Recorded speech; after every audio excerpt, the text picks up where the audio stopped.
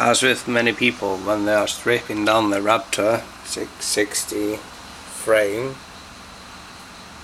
this is a bit that can be quite tricky. The lower steering stem holder.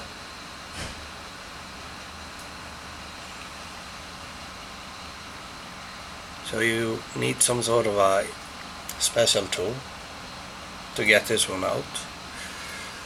What I did, I went to the local hardware store, bought this bolt, put these two on, tighten it.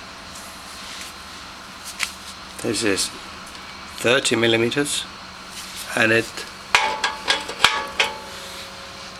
fits directly in.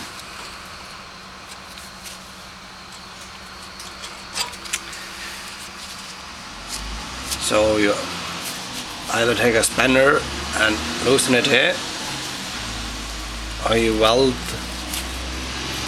the nut stuck to the bolt,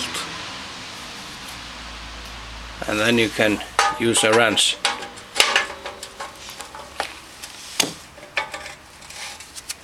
to get it out.